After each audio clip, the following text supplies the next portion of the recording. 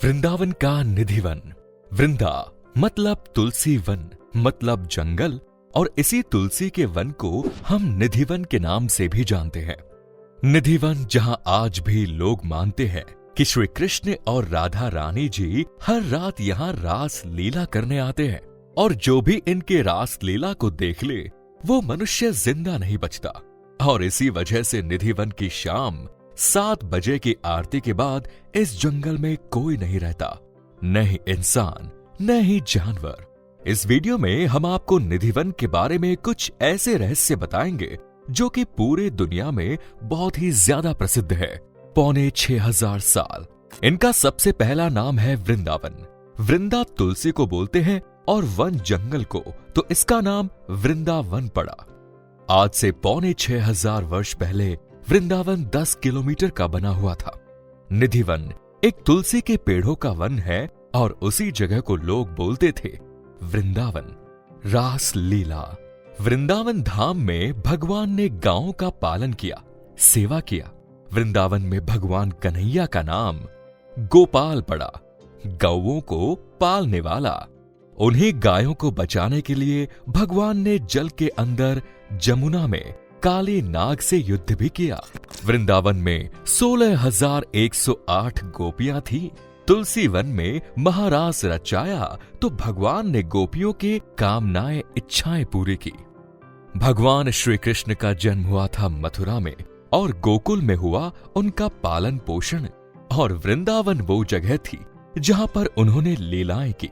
और उन्हीं लीलाओं में से एक है जब भगवान श्री कृष्ण ने 16,801 रूप लेकर तुलसी वन में यानी निधिवन में रास लीला रचाई, महाराष्ट्र रचाया, गोपियों की कामनाएं और इच्छाएं पूरी की।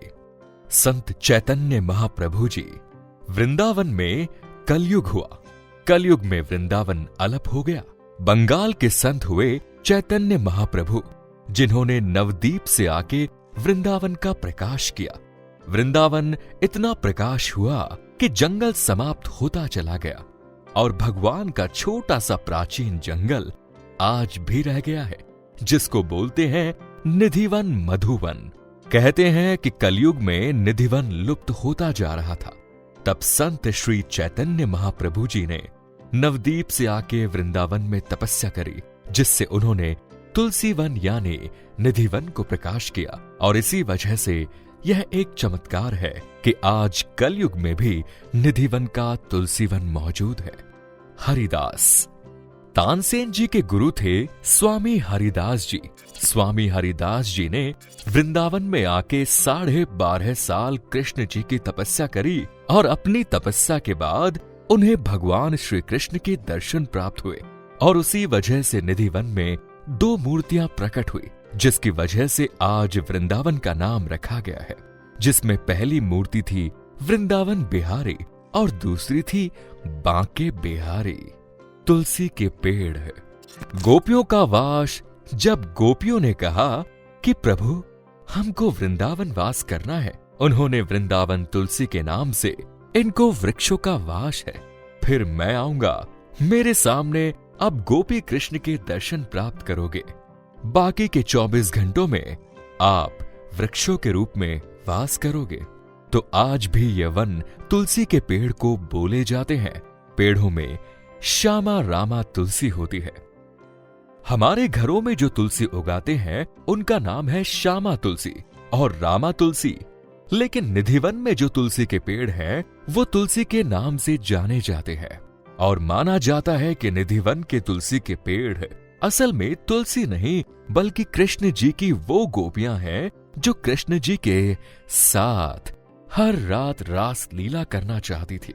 और इसी वजह से कृष्ण जी के आशीर्वाद से कान्हा यहाँ हर रात निधिवन में रास लीला करने आते हैं, और दिन में वही गोपियां पेड़ बन जाती है। सूखे पेड़। हर पेड़ की खासियत यह है कि यह ऊपर से आपको हरे भरे मिलेंगे, जड़ से टेढ़े मेढ़े सूखे हुए झुके मिलेंगे। सूखे इसलिए हैं क्योंकि ये वृद्ध हो चुके हैं, पर चमत्कार ऊपर है। यहाँ की लताएं टेढ़ी हैं, जो झुककर आज भी भगवान के चरण को छूती है। ललिता कुंड। राधा जी की सखी हुई ललिता विशाखा महारास करते समय जब पानी की प्यास लगी तो यमुना किनारे जाने को कहा। ललिता विशाखा को राधा जी ने मना किया और कहा, रात्रि में गंगा यमुना किसी को उठाया नहीं जा सकता। राधा जी ने भगवान कृष्ण से वन में गड्ढा खुदवाकर पानी निकालकर सखियों की प्यास बुझाई और उसी जगह को आज हम निधिवन में ललिता कुंड के नाम से जानते हैं।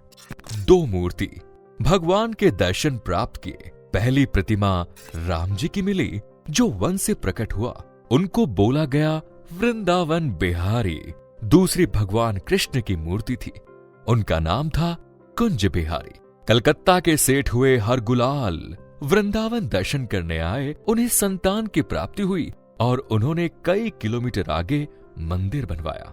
कृष्ण की मूर्ति वहां विराजमान हुई, उन्हें बोला गया बांके बिहारी। वन में बोलते थे कुंज बिहारी। वृंदावन बिहारी मूर्ति थी कृष्ण जी के बड़े भाई बलराम जी की, जिनके दर्शन आज भी आप निधिवन में कर सकते हैं। और जो दूसरी मूर्ति थी कुंज बिहारी, निधिवन से 2 किलोमीटर दूर स्थापित कर दी गई, जिसे आज हम बांके बिहारी के नाम से जानते हैं। श्रृंगार महल, इसे राधा जी का श्रृंगार घर बोलते हैं। रात्रि में जाने से पहले यहाँ का बेड़ लगा हुआ है, उस बेड़ को सजाया जाता है। भगवान के प्रति आज भी लड्डू का दातुन, लोटे में जल और श्रृंगार को 7:30 बजे की आरती के बाद वहां के पुजारी उस महल में श्रृंगार का सामान सजाकर रखते हैं और अगले दिन जब सुबह लौटते हैं तो वो सारा श्रृंगार का सामान इस्तेमाल किया हुआ मिलता है, जिसमें ये माना जाता है कि हर रात श्री कृष्ण और राधा रानी जी निधिवन में आते हैं। तुलसी के पत्ते, निधिवन में आज भी जब सफाई होती है तो तुलसी के पेड़ों से गिरे हुए पत्ते और शाखाएं बाहर नहीं फेंके जाते। निधिवन के सफाई कर्मचारी सड़े पत्ते और शाखाओं को एक जगह इकट्ठा कर देते हैं और यहाँ के पुजारी वो सारी शाखाएं बलराम जी के मंदिर में चढ़ा देते हैं, जो कि भक्तजनों को प्रसाद के रूप में दिया जाता है और उन शाखाओं को भक्तजन अपने घर के मंदिरों में चढ़ा देते हैं।